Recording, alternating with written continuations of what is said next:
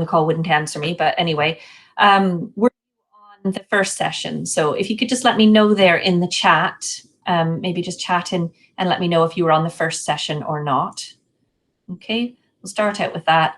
And while I'm waiting for people to chat in there, I'm just going to get my presentation up. Okay.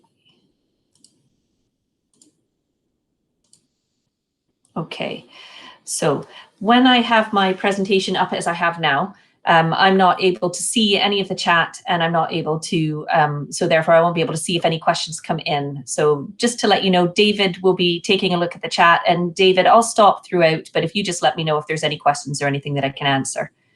No problem, Johnson. Back to say whether they were on the last call? There's been no replies yet. I do recognize a couple of people from the first session. Okay, no bother. Okay, so just to introduce myself again, my name is Janice Pranstatter, and I'm Senior Education Consultant for Promethean in the Celtic region, although the main area that I do cover is Scotland, but I work very closely with my colleagues in both of the Irelands as well. I absolutely love the opportunity to talk about Activ Inspire. I think there is just so many wonderful features of Activ Inspire, and it can be used in so many different ways in the classroom that I never get tired of talking about all the wonderful things that you can do with it. I have this software set up in the Studio interface. If you are a primary interface user, everything that I'm showing you, you can do no matter which look and feel you decide to use, okay? So there's one piece of software, but you can change the look and feel of it. The primary one is the one that's a little bit more blue and yellow is kind of the color for that. And you've got much chunkier, more visual icons. That's the one we would suggest for using in early years and primary. And the one that I currently have open is the one that we tend to say for secondary. But it's purely up to you and your class and what you think works best for your learners or for yourself to be able to use as well, okay? So we're doing back to your classroom with Activ Inspire, and this is part 2. We've been back to your classroom for a bit now, I suppose, if you're in primary and secondary to an extent as well. But it's great that all of the students are now back to school. So just as a recap of last session, some of the things that we covered, and what I will do is I didn't send out the presentation the last time, but I've told David that I will send out both the first presentation and this presentation so that he can share out with those of you that have attended the calls as well.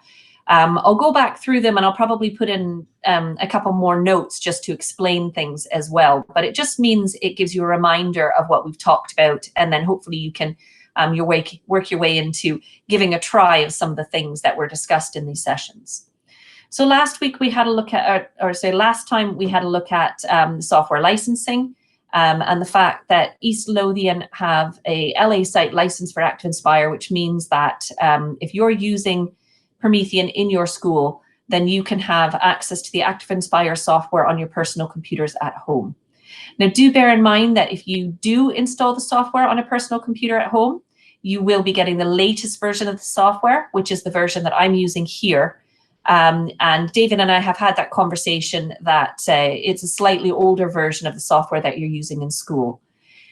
That's okay, though. The newer version has some new features and things, but everything that I've shown in these sessions, you can do in the version that you already have in school as well. Okay, so don't worry that you're not going to be able to do some of this stuff because the version is slightly older. It's more just to give you a heads up that if you do install it at home, it will be slightly different than what you've got in school. We had a look at page settings. So we talked about how we make it this widescreen page instead of just having the square in the center of the page. We looked at creating more space, so how we can hide things off into the world and create pull tabs to reveal information to our students. We looked at the built-in resource library. So there's lots of fantastic resources that come built into the software.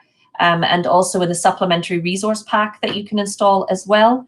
And we also looked at how you can create your own folders in the resource library and put your own resources that you create in there. We had a look at insert media, so how you can very easily insert images into your flip chart pages. So how you could take students' work and bring it into the flip chart page to have a bigger space for you to be able to discuss that as a class.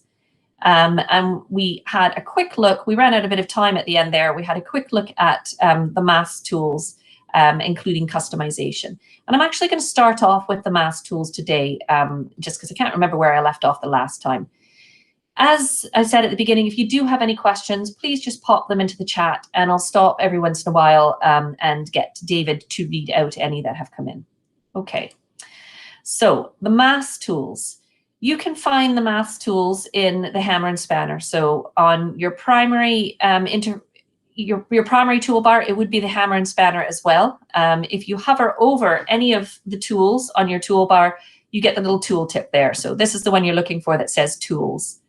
If I click on that, in Studio, it's bringing up my options along the side here. In primary, all of your tools would open up down here at the bottom. And again, very visual, and you would just look for the particular tool. If you're not sure of a tool, hover over top of it, and again, you'll get that tool tip to let you know what it is. So within the tools, we have some really great math tools, and these come as default with the software. So they're not a supplementary pack that you have to add into them. They come pre-installed with the software. And there are great tools that, and this one's nice and large because I was using it on the panel yesterday, that are great representations of the physical manipulatives that your students are using in class. Okay, so it's not just a picture, it's an actual tool. So as you saw, I can change the length of the ruler just by dragging the sides. When you're getting to know your tools, it's always good to do this on the computer. On the panel, you don't get to hover over to see the little symbols change, but on here you can see the symbols change. So that's telling me that I can enlarge it. This is telling me in the center here that I can pick it up and move it around. And if I hover over the sides, then I could rotate it as well. Okay, so I'm just holding my left button down to be able to rotate that. What's really nice on the panel, because you don't have that same kind of hover that you have with the interactive whiteboard, is that you can put in the draw zones. So the gray areas on the top here and on the bottom are the draw zone for the tool. And that just lets my students know that in order to draw a line using this ruler, they need to make sure that the pen is in that draw zone. So they're actual tools, as I said, where I can pick up my pen, put it onto my ruler there, and then I can draw a line. And you can see I've got a nice straight line using my ruler there.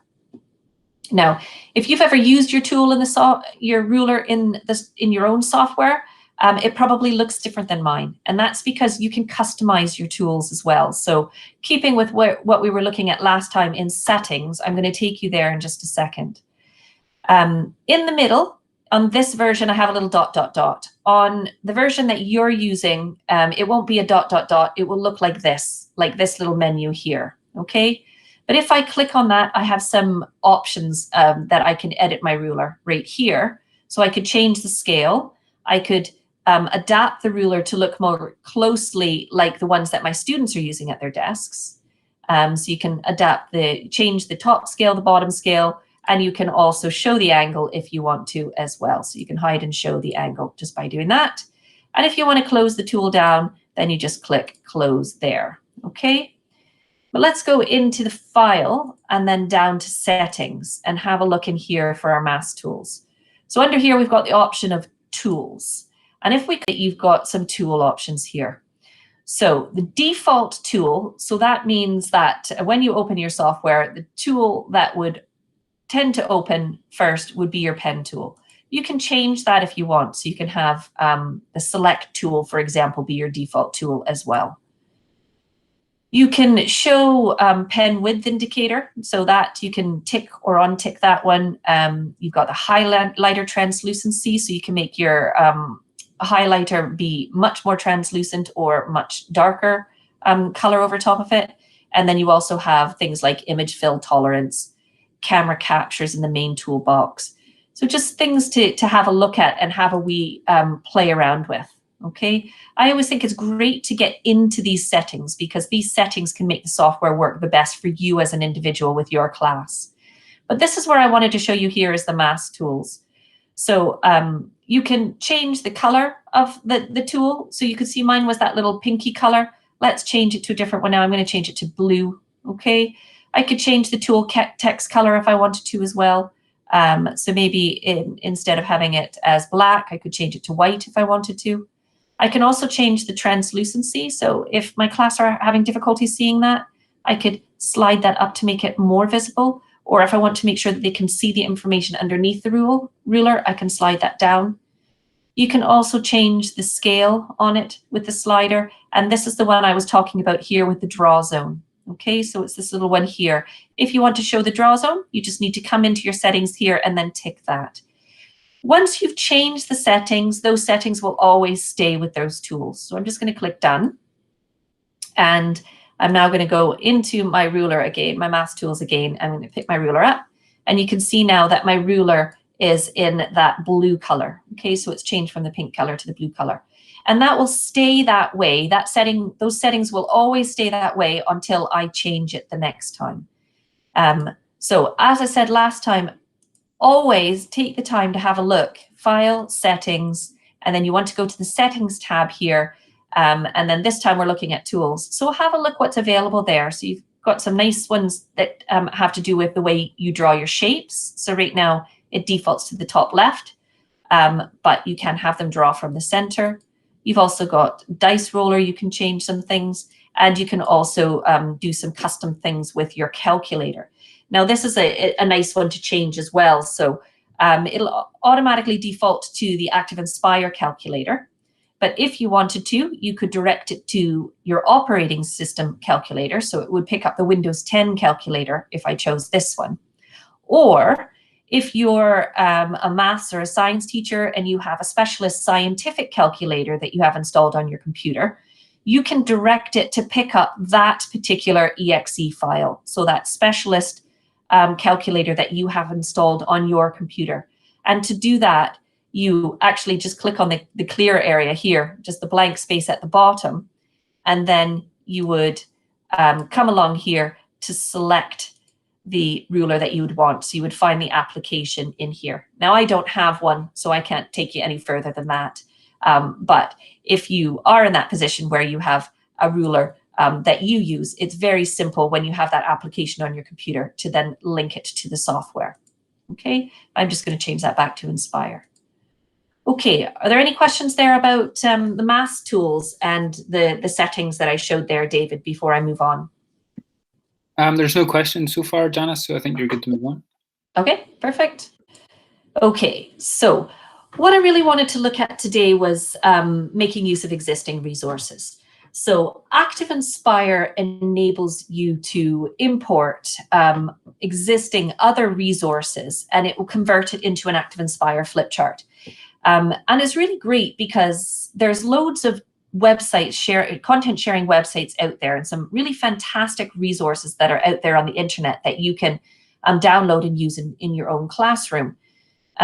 It also means that you don't have to create everything from scratch. So if you find a PowerPoint out there that you really like, but you think, but I'd actually like to use some of the interactive features that Activ Inspire can give me that PowerPoint can't, it means that you don't have to create everything from scratch. So you can start off with the basis of material. So it'll bring in your images and your text and things like that. And then all you need to do is work on using the features of Activ Inspire to make that into an Activ Inspire flip chart. So just to show you that, I'm going to have a look at PowerPoint, and we're going to have a look at PDF today. I'm going to leave Smart Notebook, but you can do that with Smart Notebook as well, okay? So if I wanted to import an existing resource to convert it into an Activ Inspire flip chart, you want to go up to File, and then you have the Import option here. Now with PowerPoint, you have two options. You could import as images, or you can import as objects. It's up to you, but I always say this is the best one, PowerPoint as objects. And the reason why is that if you do the PowerPoint as images, it will literally take a picture of that PowerPoint slide and put it on your flip chart page. and it means that it is set like that. You can't edit it. Okay, so if you want to be able to edit it, if you want to be able to edit the text or move the text and images around on the page, then you want to bring them in as objects. So I'm just going to select that. When I do that, it takes it into my computer, and I just want to navigate to where I know that I have a PowerPoint saved that I'm going to use for this session. Okay, so I've got one here called settlements. So I just click open and I'm going to bring that in.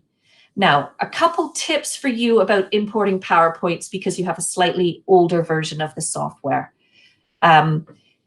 It has to be no older than 2013, I think the PowerPoint is. Need to check that one actually.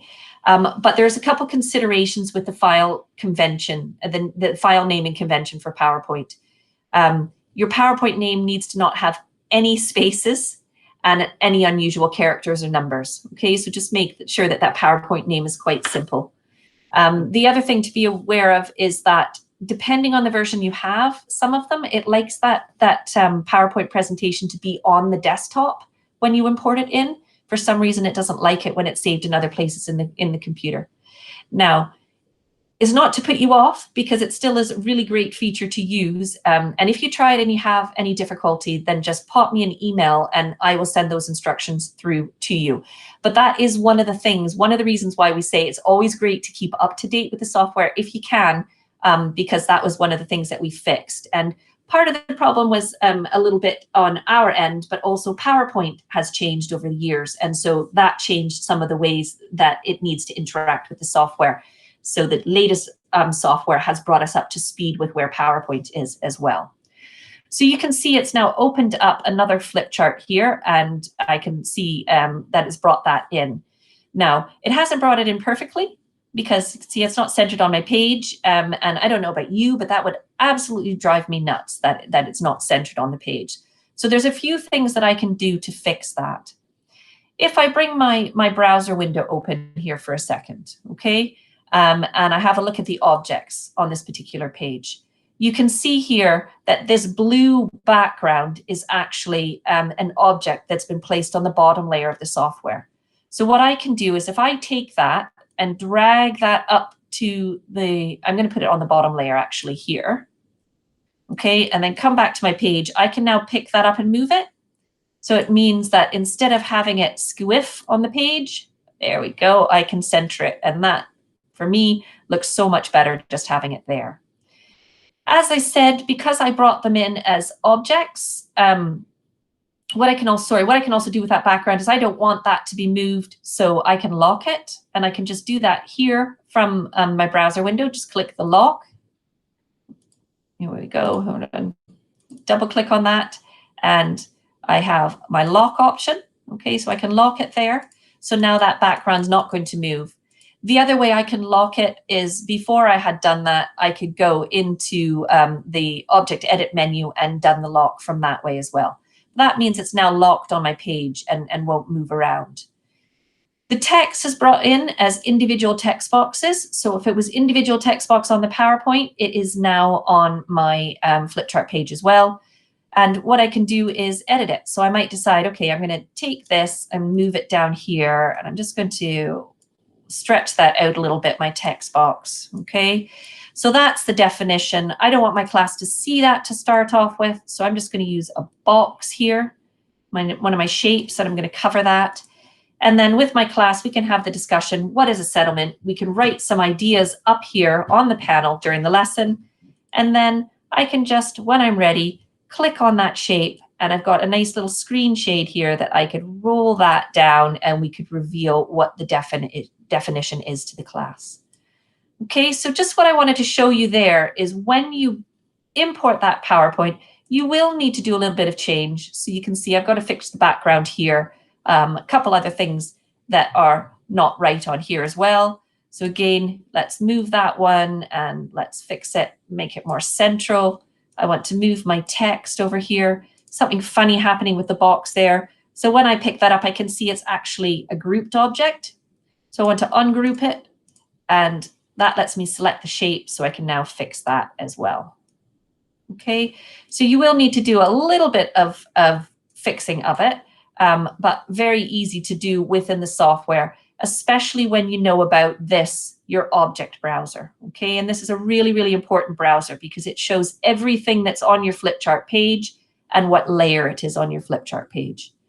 And just to show you with that background, last time I locked it from here, but if I want to lock it just from my flip chart page, I just select that object to get the object edit handles up. And here's my handles up at the top here. I click this one here, which is my object edit menu, and I have the locked option down here. And I can now lock that onto the page so it doesn't move. My text still moves, my image still moves, but the background doesn't. Okay, so it's importing your PowerPoint.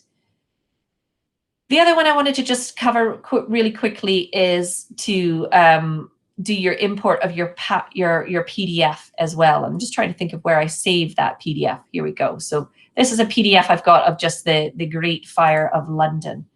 So to do that, I want to go up to File. And again, I want to go to Import and PDF this time. And then I want to locate where I have that saved. Let's hope I saved it into that same folder. And there we go. I've got the Fire of London questions PDF and click Open. Now, when I get here, I can customize that ever so slightly on how I want it to look. So I'm actually just going to leave it in original PDF size for now. I want to bring in all 3 pages, but you could decide that you only want to bring in a couple pages from that PowerPoint. And it's going to import it to a new flip chart in this case. But I could put it onto a current one at the beginning of a current flip chart or at the end of a current flip chart as well. So if I click Import, it brings it in. Now, it's made it really narrow on my page there. The great thing about it being narrow is the whole PDF page is there, but that's not very good for me actually interacting with it or getting my students to interact with it up at the panel face. So what I'm going to do is up here in the corner where it says Best Fit, I'm just going to click that little arrow and I'm going to change it to Fit to Width. And now you can see it's much bigger on my page. And what I get down the side here is the little scroll bar. So I can still see all of those questions on that page. I just need to scroll down to get to some of them. Now, once I have this here, I'm just going to close that to get it out of the way for a minute. We could look at the first question and then we could have a student come up and write their answer on here if we wanted to. Okay, so what year did it start? It started in a big year there. When we're finished with the questions that we can see, if we move the PDF, okay, if we move this PDF that we've imported, you'll see that the annotations move with it as well. So even though I can't see it all on my flip chart page to start off with, we could still move it down and answer all of the questions that are on there very easily. Okay, and this was a 3-page PDF, and if I turn the pages, you can see that it has all of those pages as well. So I've got the 3 pages of that PDF. Okay, so it's making use of the other resources that are out there, but importing a PDF into the software is really nice just to be able to build on some of these fantastic features that come in the software as well. I'm just going to close those ones down. No, not that one. Right, close this one down. Okay. Any questions or comments about importing so far? No questions so far, Janice. Everybody just some appreciation. Just lots of people saying they like it. Fab. Well, that's good. Thank you. It's always great to get a little bit of feedback, especially when I can't see anybody at all. We're all getting used to these virtual sessions, though, aren't we? Right. Mrs. Jack just said that the PDF annotation is a game changer. So it is really good. Yeah, I do really like that to actually bring it into the software and use it that way as well. It's great with when I'm doing with secondary schools. I often show a past exam paper and bringing it in and doing it in that way. So the other thing that we've got is a new resource library, online resource library. So when you are in the latest version of the software, you've got a new dashboard that opens from the little rocket at the top here. And you can go to the new resource library right here from your software. Now, in your version at school, don't worry, you can still make use of the resource library and the resources that are on there. but you would just go to the website and you would download the resource onto your computer to open it. Okay, I just want to quickly take you to the resource library just to show you what's there. So this is where you can find hundreds, well, thousands of teacher-created resources for use in Activ Inspire. So if we go to resources here, you can see we've got some here already. What we've got is resource types. You have flip charts, resource packs. These whiteboard files, this has to do with an app on the Activ panels. So I would just ignore that one for right now. They're quite American, these ones as well, I do have to say. But your flip charts and your resource packs are great, just supplementary things that you can use in your software. And a lot of this content was taken from our old Promethean Planet website. So there's some really, really great flip charts and resource packs available here. So what you can do is at the top, do a search. So I'm just going to do shape and we can see what it's come up with. You do have filters. So you can filter by subject. We could do it by grade level, so age and stage, average rating, language as well. So you could do it just by English UK if you wanted to.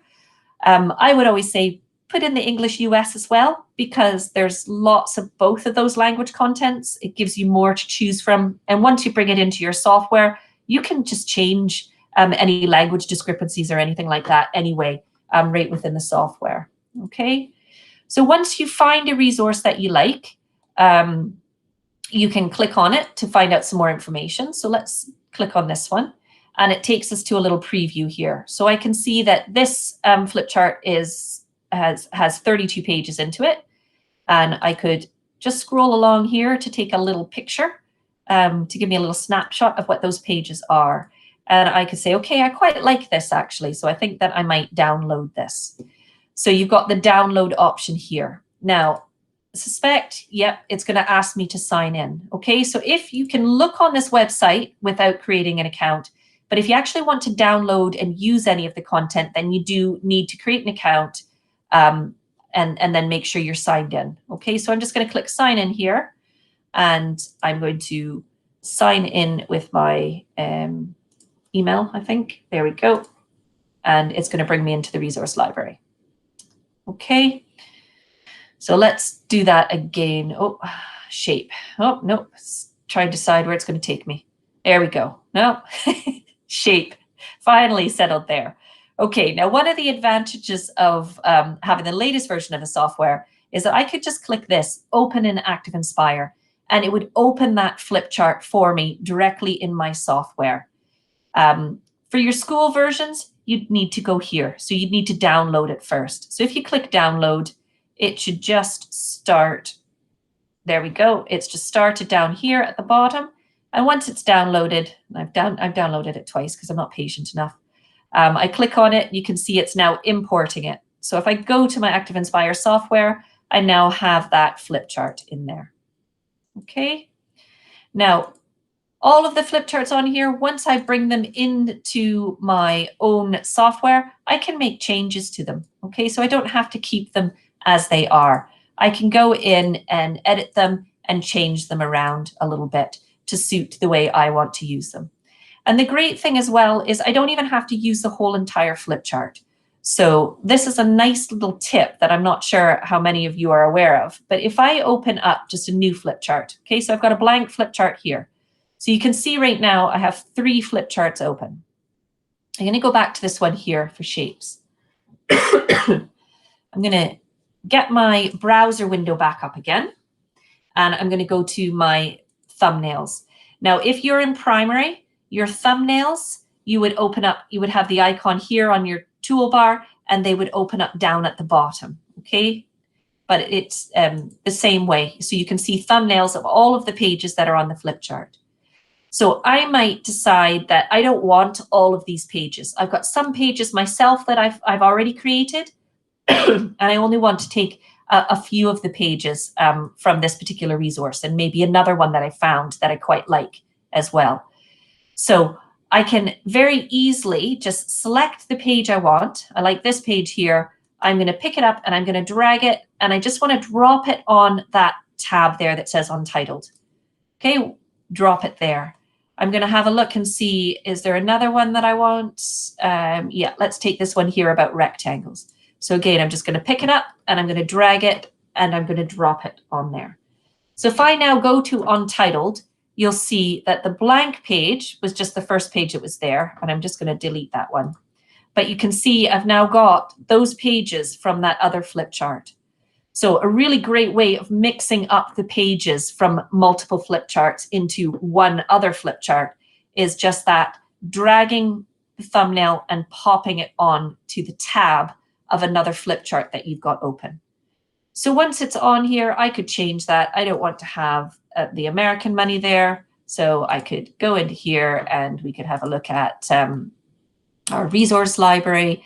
So I want to find my mathematics. There we go. Passed it a second ago. Here we go. Expand that. I can go down to money. Here we are. And let's see, I want to have pound. And let's get the 5p if we can find it. There we go. And we could replace that as well. Okay. So once I have it open in my software, I can edit it as I want to edit it as well. Okay. So I hope you like that little one with mixing up pages. I think that's a really, really useful one to use. You know, our main focus here was that resource library. So remember that you've got this. If you're not coming from Activ Inspire, then you would just go to resourcelibrary.mypromethean.com. Okay, so that's your URL. And you could just type that into your web browser and you would be able to access the resource library. Okay, so on to the next one. Any questions or comments with that, David? No, there's nothing from that, Janice. Okay. Perfect. So the next one I wanted to have a look at is just to talk about the power tools that come in the software. So this is a power tool I have on this page, and this is our reveal tool. So the reveal tool just lets me put this black revealer on the page, and then I can just drag that revealer down to reveal slowly information on the page to my class. Okay, and the revealer works. Mine doesn't. Normally it works all 4 ways, but I don't know if they've changed it in this particular version of the software. But right now it seems to only want to work for me from top down, but you get the idea. I can drag that down to reveal the information. I can also, I can find that tool from my hammer and spanner, and it is right here. You can see the revealer tool, and you also have a spotlight tool. And with the spotlight tool, you have different types of spotlight. And I'm going to have a look at this in just a minute. To put the revealer on, I just click on the revealer here. Now, one thing to be aware of when you put the reveal tool on a page, it'll come full like this. I always like to have something for my class to look at instead of just this black square on there. So I like to drag it down to show a title or show something up at the top. And then if you click on, in my software, it's the little 3 dots. Again, in your version, it will look like this little menu button here. You just click on that, and then you can save the revealer position. So when I save my flip chart, that means every time I come to this page, it will come so that the revealer is pulled down to reveal my title there. Now, one thing you have to make sure of when you do this is when I put the revealer on, sometimes I've turned it off on this one because of when I created the flip chart. But what you need to do is to come into your browser again, and you're going to go to that property browser here, and you have the option for tools. And what you would want to do is go to the page before, and you want to turn the tools off. Okay. And then go to the page after the one with the revealer and turn the page off. The tools off. And that means that the revealer will only be on this page. It won't appear on the pages that I don't want it to be on. Okay. Now, one of the other things that you have in the software is desktop annotate. So one of the things I frequently get asked is, how can I just annotate on top of a web page or annotate on something else that I have open on my computer? And you can do that within Activ Inspire. In this version of the software, they've just made that a little bit more obvious by making the tool red, so it stands out a little bit more. But if you look in that exact spot on your toolbar and hover over top of it, you'll have a desktop annotate option as well. So when I click on the desktop annotate, it then takes me to my desktop. Here, we'll go close down some of these things. I did have a web page I was going to have open. We'll go for this one. Okay, so I've got a web page open here. So it gives me my tools. So I could pick up my pen tool. I could circle. We could write some notes on the side here. Okay, so we could annotate on top of the web page if we wanted to annotate on top of whatever we have. Highlighter works really well also. So I could choose the highlighter and we could highlight some of the key information there if we wanted to as well. The way it works is it's like, I always think like an overhead projector. You've got your paper and then you put your acetate on top of it. And what I'm doing is I'm annotating on top of that acetate. If I then want to get rid of those annotations, I can just take a new page. I've just changed the acetate and I'm back to the blank page. But the great thing is that I can still interact with the application that I have open behind it. Okay, so even though these tools are here, I can interact with whatever else I have showing on the panel as well, and just using these tools over top of it. Those tools that I showed you, the revealer and the spotlight, I can also use them here over top of a web page. So if I wanted to focus, I had lots of information on that web page and I just want to focus my class on a specific part of it. The spotlight tool is really great for that. So I can manipulate it to just focus on a specific part.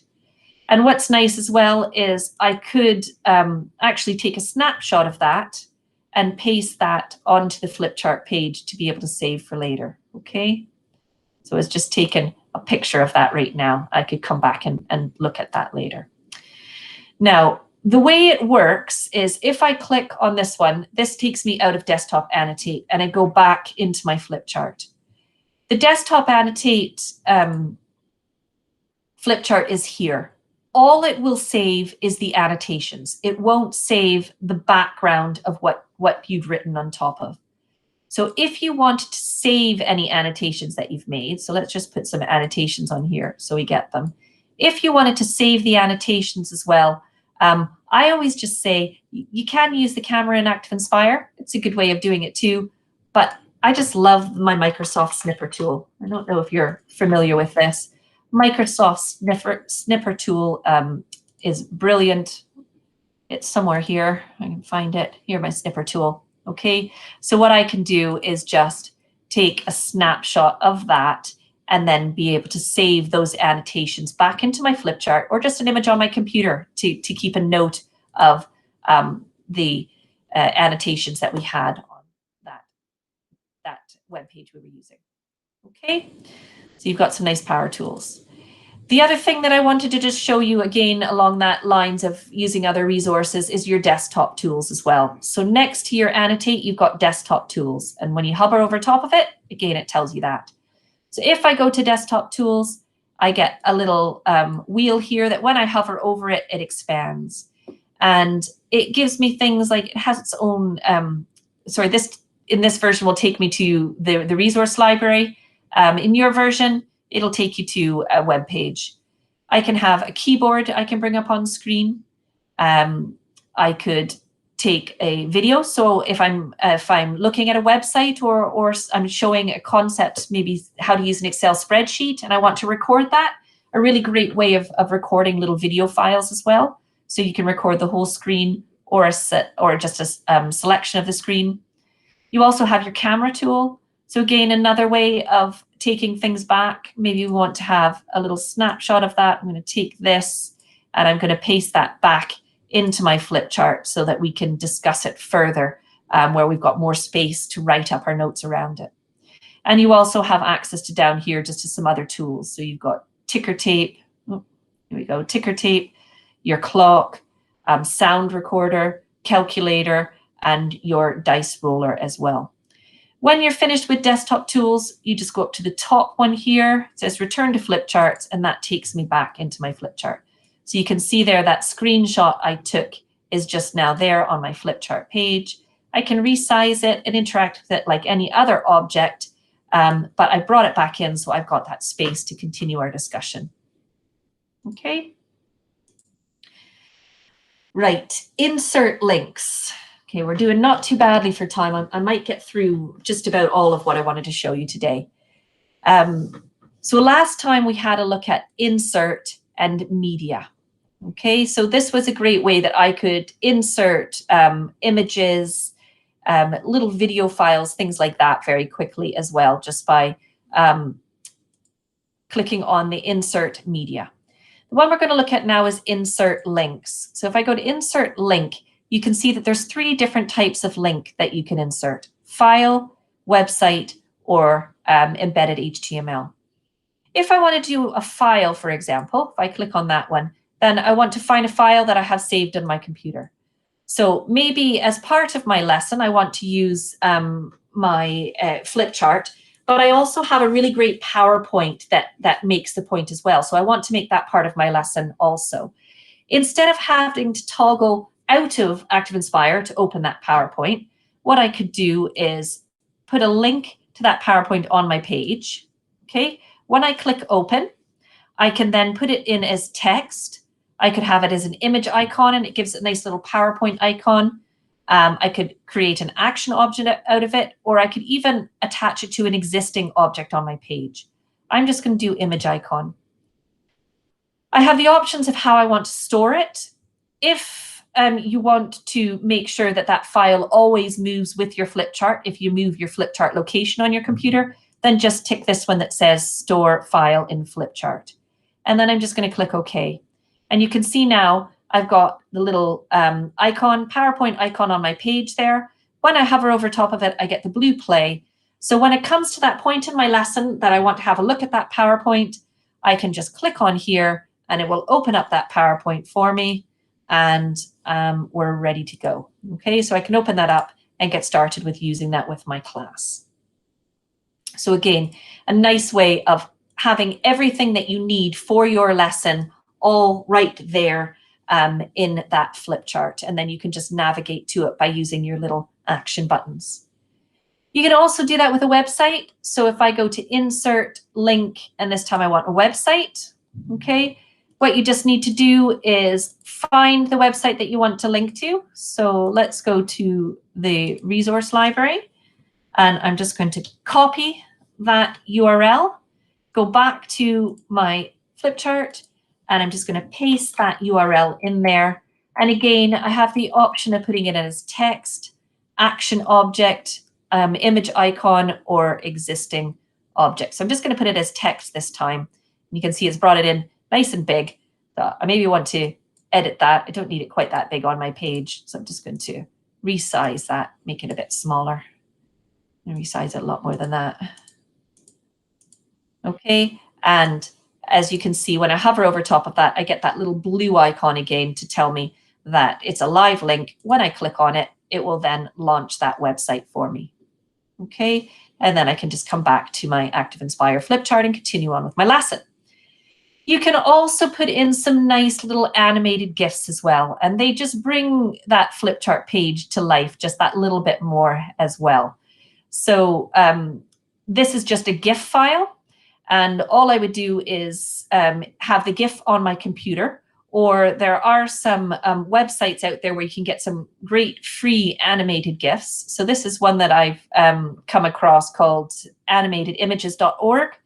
And it's just looking at the copyright for it. Okay, so I know that I can make use of these with no charges attached at all to be able to use in my lessons. So maybe we've got a child's birthday coming up in the class. So we're going to go to our happy birthday images here. Find one that I like. I'm going to choose this one here. Okay. And what you want to do is you want to come down here till you find where it says link image. And you're going to look for the HTML. So I want to just click that copy, and it's copied that HTML for me. And then when I come back into my flip chart, again, I want to go up to Insert, Link, Embedded HTML. And then when this window opens up, I'm just going to paste that embed code in there and click OK. And then I now have that on my page. Now you can see it's brought it in, the window's really big. What I can do is if I select that, I can manipulate that. I can change it, okay, so that it doesn't take up so much space with that big white box around it. What I can also do is I can get rid of the toolbar, so it just looks like the dog here, an image on the page. And to do that, you just select it, and then in your property browser again, under multimedia down here at the bottom, I just want to say that I want to hide the controller, true. And then now I have that on my page without the controller underneath it. So again, it just adds that little bit of interactivity on the page to get your learners' attentions. Whew, okay, I'm cramming everything in, David, as much as I possibly can. Are there any questions or comments? Is that useful? Can you see yourself using some of these insert link functionality into your flip charts?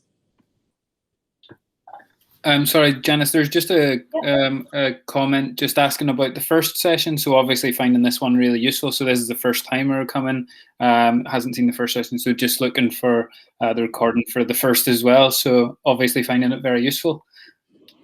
Great. I don't think we recorded the first one, did we, David? Yeah, I recorded it, yeah. Oh, did you? Perfect. Okay. And as I said, I will share the flip chart afterwards as well. So you can have both the flip chart from the first one and this one as well.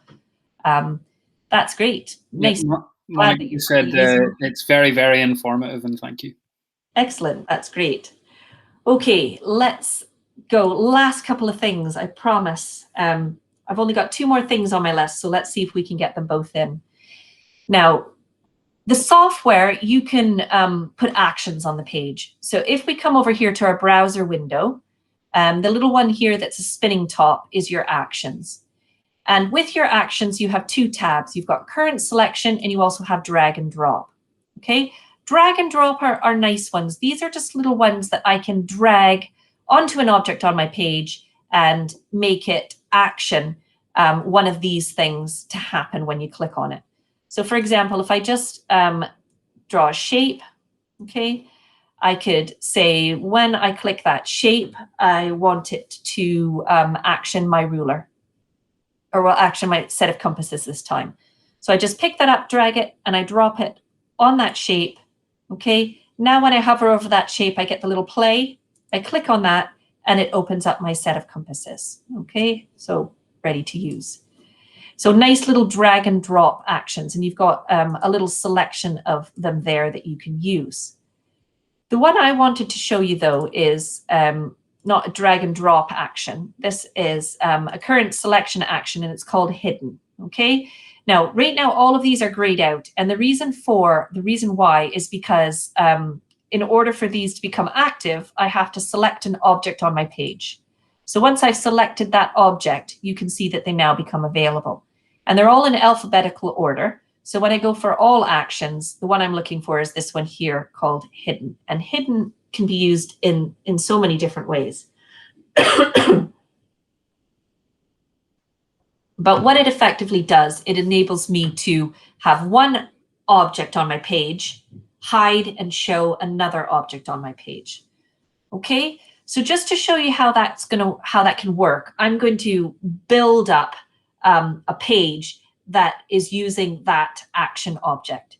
So to do that, I'm just going to come to my web page here with my scientific method, and I'm just going to highlight that text. And this is something else I wanted to show you. Okay, so instead of having to type all of that out again, what I can do is copy it and go back to my flip chart and paste it onto the page. So instead of having to copy all of that text out from the web page, all I've done is just copied it and pasted it onto the flip chart page. So a much quicker way than having to type it all out again. And you can do that from Word documents, PDF documents as well. And it's just a time-saving technique. Now, to make the hidden work, I need all of these as individual text boxes. And right now they're one big text box. So again, another little tip is if I go into the text, so I'm in text edit, you can see my text box is open up, my text edit is open up here at the top. What I can do is if I select the text that I want for an individual text box, I can drag it out. Okay, Just ignore that it's made that super big, because I can change that as well once it's here. I'm just going to resize that a little bit, make it a bit smaller. Okay, there we go. And I want to do that with all of these. So I'm going to go back in and I'm just going to highlight them one at a time and drag them out.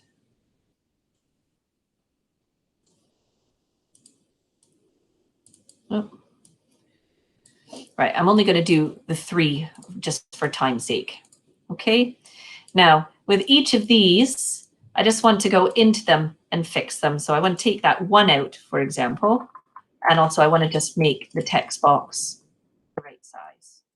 Okay, so a little bit of fiddling around, but much faster than it would have taken me to type all of that out again.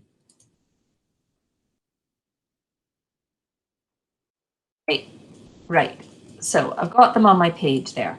Now, I like to make sure that they're lined up, and I can kind of judge the distance between them.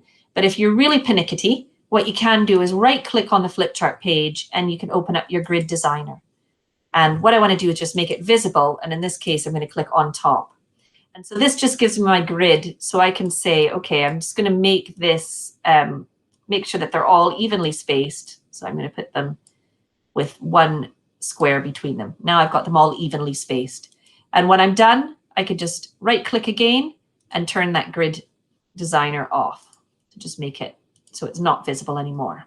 Okay, now I'm going to use my shape tool here, and I'm just going to use a circle. I want to have some bullet points. So I can do 1 bullet point and then select it and then just quickly duplicate another 2. So then I know that they're all the same size as well. Now, that would annoy me because I'm a bit a perfectionist with that. I would like them all lined up, left justified. So what I can do to really quickly do that is if I select the objects just by dragging a box around them and go up into my object edit menu and go down to align, I can align left. And that just brings them all up into a neat little line. Okay? And now I'm ready to actually show you the hidden action. So these objects here are going to be the actions, and this one is going to hide or show the first step in the scientific method. So I want to select the object I want to put the action on, and then I'm going to go to my action browser, and I'm going to find that hidden. When I click hidden, you'll see I've got action properties opens up down here at the bottom, and I've got a place for identifying the target. So I want to click on the little ... next to it.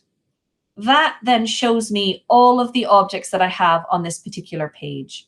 So I want to find the particular one that I want. So make an observation. There we go. And I'm going to click OK. And then I just want to make sure I apply that. And now when I click that button, it will hide and show that object on the page. Let's just do 1 more. So select it, click hidden, the ... I want to find that text, ask a question. Okay, apply, and I can hide that. So I could do that with all of my little bullet points and reveal them to the class 1 at a time so that we can discuss them properly. This is a nice little page that shows that action object working. So here we have showing parts of a whole in 5 different ways. So we've got a picture. We could see it as a fraction. We could see it as a decimal, percentage, and also in words. Okay, and all of these ones, this is just using exactly what I showed you on that other page, that hidden button. But a really nice little one, and there's so many actions in there, and that is the one that I come back to all the time because I think that there's so many different ways that it can be used. Okay, I can see that we're 3 minutes to, so I'm going to leave the last page David and I have been talking about planning some of these sessions for next year if people are interested as well. So I think I'll leave the next one for time's sake. And that gives us just a bit of a time to take any questions. But also, I just want to remind people about our learn.prometheanworld.com website. So this is our online VLE, and we have a good number of courses on there. And they're good courses, and I know that because I've created most of them. And we've got some really good courses that focus on Active Inspire skills. So things like using media in your flip charts, using text in your flip charts, getting to know your Active Inspire browsers. We've got top tips 1 and top tips 2 that just give you some further ideas of how you can use the software in a pedagogical context in your classroom as well. To go to the site, it's just learn.prometheanworld.com. You need to register for it in order to complete the courses, to join any of the courses. But the courses are great because you can work through them in your own time. You can come back to them to look at the content, review the content as many times as you want as well. And also, when you've completed it, you get a little certificate to say that you completed that course. So again, some evidence that can go towards your CLPL as well, okay? I would recommend having a look at the Learn Promethean website. It's always a good thing when you're doing the courses as well, have your Active Inspire software open, and as you're working your way through what the course is showing you, try it out in your software as well. And I find that that just helps to solidify it a bit more in your mind and think about how you can use it in your own flip chart lessons. Okay,